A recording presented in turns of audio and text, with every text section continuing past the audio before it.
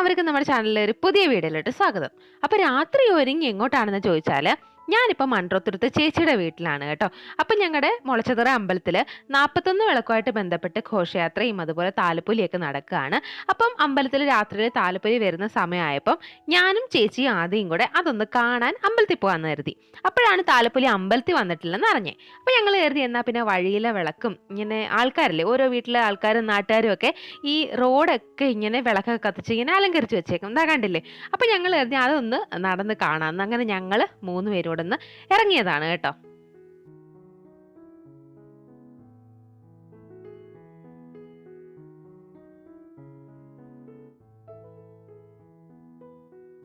സത്യം പറഞ്ഞ ചേച്ചി എന്നോട് ഇങ്ങോട്ട് പോകാമെന്ന് പറഞ്ഞപ്പോൾ ഞാൻ പറഞ്ഞെടി രാത്രിയിൽ അമ്പലത്തിൽ വിളക്ക് വരാറാകുമ്പോഴത്തേക്ക് നമുക്ക് പോകാം, ഇങ്ങനെ ഇറങ്ങി പോകണു. പക്ഷേ പോയില്ലായിരുന്നെങ്കിൽ ഭയങ്കര നഷ്ടമായി പോയെന്നെ. കാരണം ഈ കാഴ്ചകളൊക്കെ പിന്നെ പിറ്റേ ദിവസം കാണാൻ പറ്റുമോ? എന്ത് രസമായിട്ടാണ് ആൾക്കാർ ഈ വിളക്കും അതുപോലെ ലൈറ്റൊക്കെ ഇട്ട് എന്ത് മനോഹരമായിട്ട് അതൊക്കെ അറേഞ്ച് ചെയ്ത് വെച്ചിരുന്നതെന്ന് അറിയാമോ? എന്ന് വെച്ചാൽ താലപ്പൊലിയും അതുപോലെ തന്നെ ദേവിയുടെ വിഗ്രഹമായിട്ട് അമ്പലത്തിൽ നിന്നുള്ള ആൾക്കാർ ഇതിലെയാണ് വരുന്നത്. അപ്പോൾ ആ പോകുന്ന വഴിയെല്ലാം ഇത് കണക്ക് ഇങ്ങനെ ലൈറ്റും കാര്യങ്ങളും വിളക്കും ഒക്കെ ആയിട്ട് ഇങ്ങനെ അലങ്കരിച്ച് വെച്ചേക്കുക.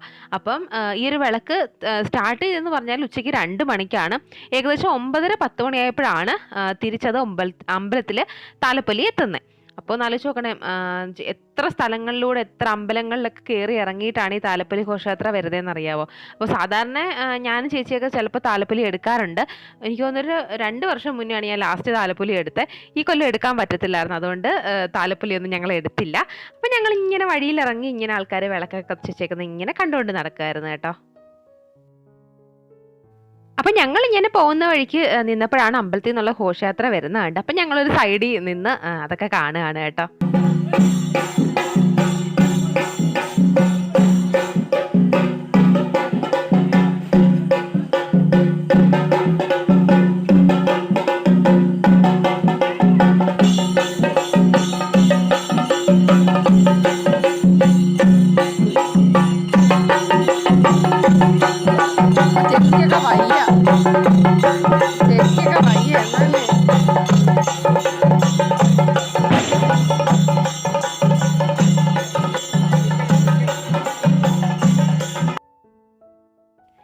ഉച്ചയ്ക്ക് 2 മണിയോടെ ആയിരുന്നു നമ്മുടെ ഈ വർഷത്തെ ആ ഒരു താലപ്പൊലി ഘോഷയാത്ര തുടങ്ങിയത്. ഇപ്പം ഒരു 9:30-10 മണിയായപ്പോഴായിരുന്നു തോന്നി ഈ കൊല്ലം അമ്പലത്തിൽ വന്ന് ചേർന്നത്. സാധാരണ ഞാനൊക്കെ താലപ്പൊലി എടുക്കുമ്പം എനിക്കൊന്ന് 12 മണിയൊക്കെ കഴിയും.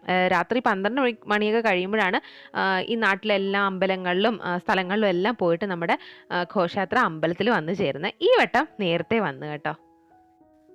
പിന്നെ അതുപോലെ ഞാൻ കണ്ടൊരു കാര്യം എന്ന് പറഞ്ഞാൽ നാട്ടിലെ ജനങ്ങൾ ഇതിനോട് കാണിക്കുന്ന ഒരു താല്പര്യമാണ് കേട്ടോ. എന്ന് വെച്ചാൽ ഏകദേശം ഒരു 7-8 മണിക്കൂർ യാത്ര ചെയ്തിട്ടാണ് അമ്പലത്തിൽ നിന്ന് തുടങ്ങുന്ന ആ ഒരു താലപ്പൊലി ഘോഷയാത്ര രാത്രിയാകുമ്പോൾ തിരിച്ച് അമ്പലത്തിൽ തന്നെ എത്തുന്നത്. അപ്പം പോകുന്ന വഴിക്കെല്ലാം ഇവർക്ക് കുടിക്കാൻ എന്തെങ്കിലും വെള്ളമോ കാര്യങ്ങളും കഴിക്കാനുള്ള കാര്യങ്ങളൊക്കെ നാട്ടുകാർ കൊടുക്കാറുണ്ട്. നാട്ടുകാരെന്ന് പറയുമ്പം ഏതെങ്കിലും ഒരു സംഘടനയുടെ ഭാഗമായിട്ടുള്ളവർ, അല്ലെങ്കിൽ ക്ലബ്ബിലെ പിള്ളേർ, അല്ലെങ്കിൽ ഓട്ടോ സ്റ്റാൻഡിലെ ആൾക്കാർ, അങ്ങനെയൊക്കെ അവരെന്ത് ചെയ്യാറുണ്ട്, ഈ ഒരു താലപ്പൊലി ഘോഷയാത്രയെ വരവേൽക്കാറുണ്ട് കേട്ടോ. ഇതൊക്കെ കാണുമ്പോൾ ഒരു മനസ്സിനൊരു സുഖമാണ്. പിന്നെ അതുപോലെ തന്നെ താലപ്പൊലി എന്ന് പറയുമ്പം എന്താണ്, ചെറുപ്പക്കാരായിട്ടുള്ള പിള്ളേരൊന്നും അല്ല കേട്ടോ. കൊച്ചു കുട്ടികളൊക്കെ താലപ്പൊലി എടുത്തുകൊണ്ട് വന്ന കണ്ടോ. കൊച്ചു കുട്ടികളും നല്ല പ്രായമായിട്ടുള്ള ആൾക്കാരും ഒക്കെ എന്ത് ചെയ്യാറുണ്ട്, ഈ താലപ്പൊലി എടുക്കാറുണ്ട്. എനിക്ക് സത്യം പറഞ്ഞാൽ കണ്ടപ്പം എടുക്കാത്തതിൽ വിഷമം തോന്നി കേട്ടോ. പക്ഷെ നമുക്ക് എടുക്കാൻ പറ്റാത്തൊരു സാഹചര്യം ആയതുകൊണ്ടാണ് താലപ്പൊലി എടുക്കാൻ പറ്റാഞ്ഞ്. അടുത്ത വട്ടം ദൈവം സഹായിച്ച് പറ്റുമെങ്കിൽ നമുക്ക് പോയി താലപ്പൊലി എടുക്കണം. അപ്പം ഞാൻ അതിൻ്റെ വീഡിയോ ഇടാം കേട്ടോ.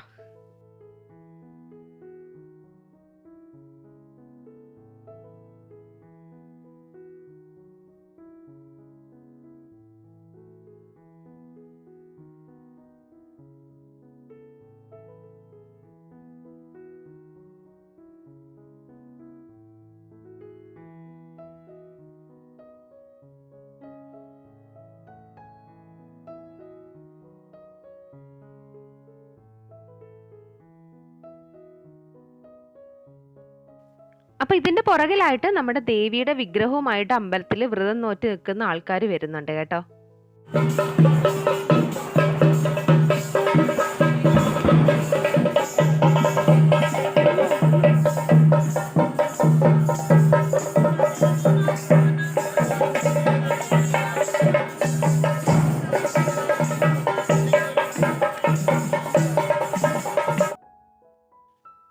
അണ്ണം പറഞ്ഞ ഞാനിങ്ങനെ കേട്ടിട്ടുണ്ട്. അതായത് 41 ദിവസം നല്ല വ്രതമൊക്കെ എടുത്തിട്ടാണ് ദേവിയുടെ വിഗ്രഹമായിട്ട് ആൾക്കാരിങ്ങനെ ഘോഷയാത്രയുടെ കൂടെ പോകുന്നതെന്നൊക്കെ. അപ്പോൾ ഇതിനെക്കുറിച്ച് എനിക്ക് ആധികാരികമായിട്ട് വലുതായിട്ട് പറയാനൊന്നും അറിയത്തില്ല കേട്ടോ. നാട്ടിലെ ഒരാളെന്ന സ്ഥിതിക്ക് ഞാനിതൊക്കെ കണ്ട് ഉള്ള അറിവേ ഉള്ളൂ.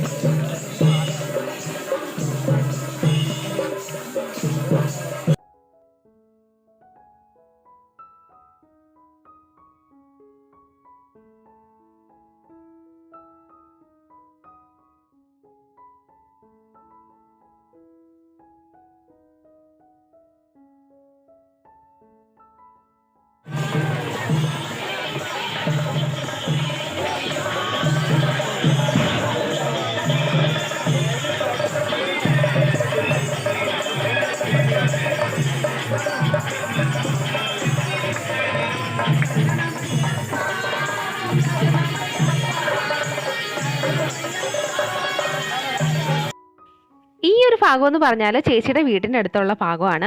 അപ്പോൾ അത് കഴിഞ്ഞ് ഒരു 5 മിനിറ്റ് കഴിയുമ്പം അമ്പലത്തിലോട്ട് കയറുകയാണ് കേട്ടോ. അതുകൊണ്ട് ഞങ്ങൾ നേരെ അമ്പലത്തിൽ പോയി നിന്നു. ഞങ്ങൾ 3 പേരും ഉണ്ട് കേട്ടോ. അപ്പം അമ്പലത്തിന് കുറച്ച് സമയത്തിനകത്ത് എത്തും. അപ്പം ഞങ്ങളിങ്ങനെ അത് വരുന്നത് ഇങ്ങനെ നോക്കി ഇങ്ങനെ നിൽക്കുകയാണ് കേട്ടോ. അപ്പോൾ അത് മുമ്പിൽ പോകുന്നുണ്ട്. മുമ്പിൽ അജിത്തണ്ണനാട്ടോ പോകുന്നത്. അപ്പോൾ അങ്ങനെ നമ്മുടെ ഘോഷയാത്ര അമ്പലത്തിലെത്തിയിട്ടുണ്ട്.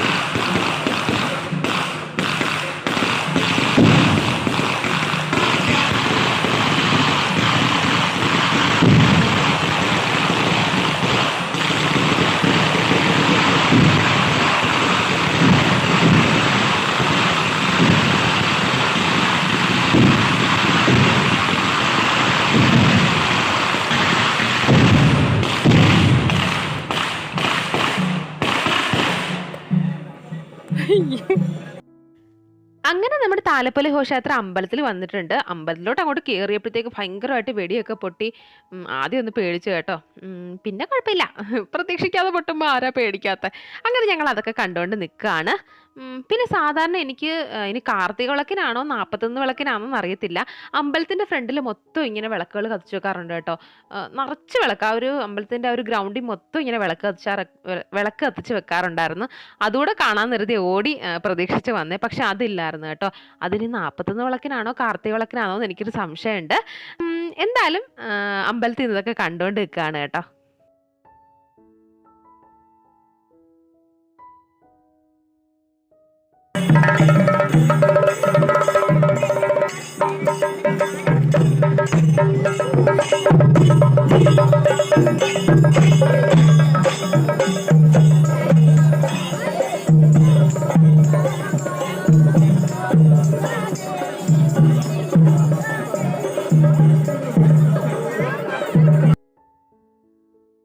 അങ്ങനെ നമ്മുടെ ഘോഷയാത്ര എല്ലാം അമ്പലത്തിൽ വന്നിട്ടുണ്ട്. അമ്പലത്തിന് ചുറ്റും വലം വെച്ചതിന് ശേഷം അമ്പലത്തിനുള്ളിലേക്ക് പോയിട്ടുണ്ട്. ഇതൊക്കെ ഞാൻ അമ്പലത്തിനുള്ളിൽ കയറി വീഡിയോ ഒന്നും എടുത്തില്ല കേട്ടോ. കാരണം ഞാൻ അമ്പലത്തിൽ കയറാനായിട്ട് പ്രിപ്പയർഡ് ആയിട്ട് വന്നതൊന്നും അല്ല. എന്ന് വെച്ചാൽ കുളിച്ച് വൃത്തിയായിട്ട് അങ്ങനെ പുതിയ ഡ്രസ്സൊന്നും ഇട്ട് വന്നതല്ല. അതുകൊണ്ട് ഞാൻ അമ്പലത്തിൽ കയറിയില്ല.